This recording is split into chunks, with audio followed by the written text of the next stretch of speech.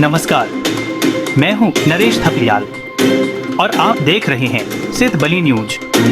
प्रस्तुत है आज के उत्तराखंड समाचार। मुख्यमंत्री पुष्कर सिंह धामी ने गुरुवार देहरादून में संविधान हत्या दिवस के अवसर पर आयोजित कार्यक्रम में लोकतंत्र सेनानियों एवं उनके परिजनों का सम्मान किया। इस अवसर पर उन्होंने कहा कि 25 जून 1975 को लगाया गया आपातकाल भारतीय लोकतंत्र के इतिहास का एक काला अध्याय था।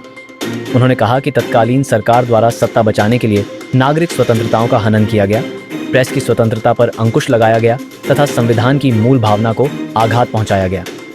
मुख्यमंत्री ने कहा कि लोकतंत्र सेनानियों के त्याग, साहस और संघर्ष के कारण ही देश में लोकतांत्रिक व्यवस्था पुनः स्थापित हो सकी।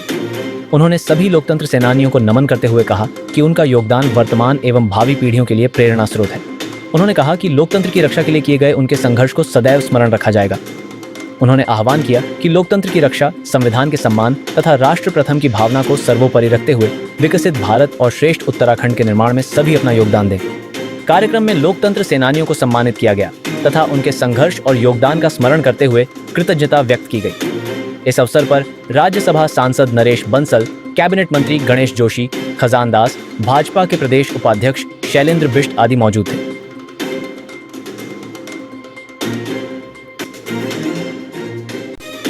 उनके परिजनों का सम्मान किया। बेस अस्पताल में स्वास्थ्य सुविधाओं की कमी और अव्यवस्थाओं के विरोध में नागरिक मंच ने अस्पताल परिसर में धरना प्रदर्शन किया। प्रदर्शनकारियों ने प्रदेश सरकार और अस्पताल प्रशासन के खिलाफ नारेबाजी करते हुए अस्पताल में बेहतर स्वास्थ्य सुविधाएं उपलब्ध कराने की मांग की। बृहस्पतिवार को नागरिक मंच के सदस्य बेस अस्पताल परिसर में एकत्र हुए। मंच के अध्यक्ष सीपी नैथानी ने कहा कि अस्पताल में उपलब्ध संसाधनों का समुचित उपयोग नहीं हो पा रहा है।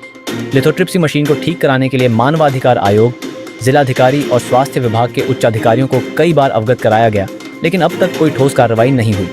प्रदर्शनकारियों ने चिकित्सकों और तकनीकी कर्मियों की शीघ्र नियुक्ति, खराब पड़ी मशीनों की मरम्मत और आयु सीमा पूरी कर चुकी पुरानी मशीनों के स्थान पर नई मशीनें स्थापित करने की मांग की। मंच ने कोटद्वार को जिला बनाने और क्षेत्र के स्वास्थ्य केंद्रों में भी बेहतर सुविधाएं उपलब्ध कराने की मांग उठाई। निर्णय लिया गया कि फिजिशियन, कार्डियोलॉजिस्ट और तकनीकी स्टाफ की तैनाती की मांग को लेकर मंच का एक प्रतिनिधिमंडल विधानसभा अध्यक्ष व स्वास्थ्य मंत्री से मिलेगा।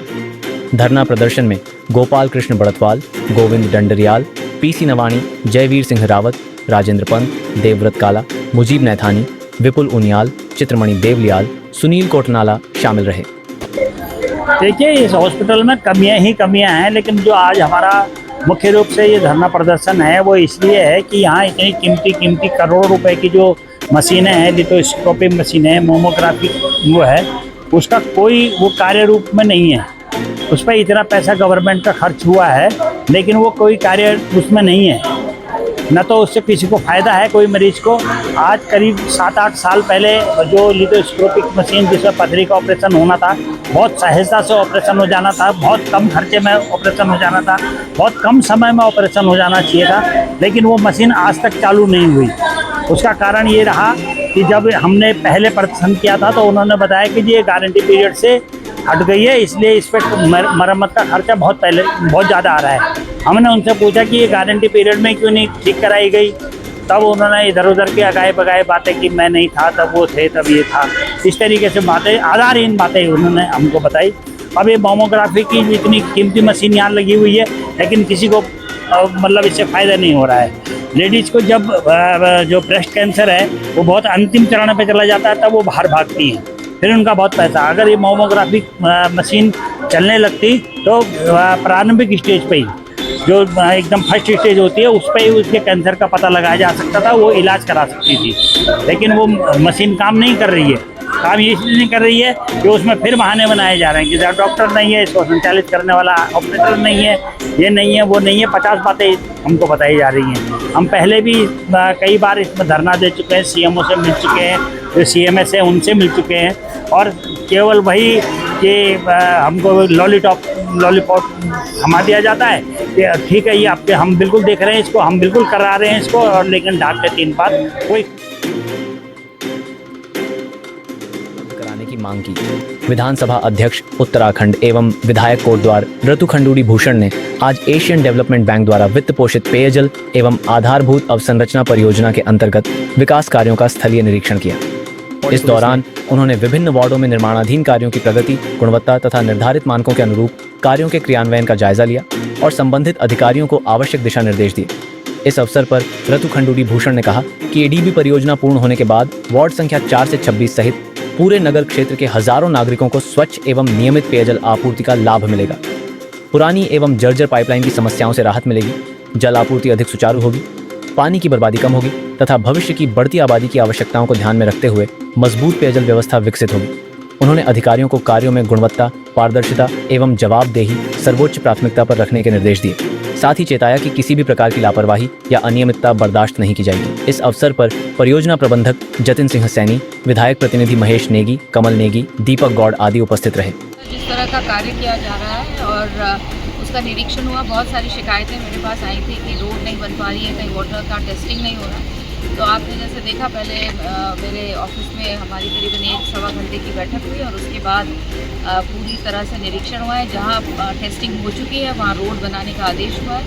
जहाँ केवल अभी पाइप लगा है, लोगों को कनेक्शन नहीं मिले हैं और टेस्टिंग नहीं हुई है, उसको भी आदेशित किया गया है कि वहाँ फटाफट पाइप्स के जो हैं, जो कनेक्शंस देने, इंडिविजुअल घरों को जो कनेक्शन देने हैं वो कनेक्शन दे के उसके बाद टेस्टिंग करके तुरंत वहाँ पर रोड बनाने के कार्य किया जाए।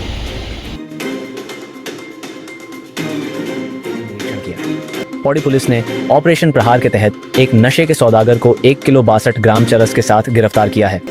लक्ष्मणन झूला कोतवाली के उप निरीक्षक अजय रमन ने बताया कि वरिष्ठ पुलिस अधीक्षक पौड़ी के निर्देश पर नशे की बिक्री, आपूर्ति, परिवहन एवं वितरण से जुड़ी प्रत्येक कड़ी के विरुद्ध कठोर वैधानिक कार्रवाई की जा रही है, जिसके तहत चेकिंग के दौरान संदिग्ध गतिविधियों एवं व्यक्तियों पर विशेष नजर रखी जा रही थी। इसी दौरान पुलिस टीम ने लक्ष्मण झूला क्षेत्र में संदिग्ध रूप से घूम रहे एक व्यक्ति को रोककर पूछताछ एवं तलाशी ली। तलाशी के दौरान संदिग्ध व्यक्ति चंद्रपाल के कब्जे से कुल 1 किलो 62 ग्राम अवैध चरस बरामद हुई।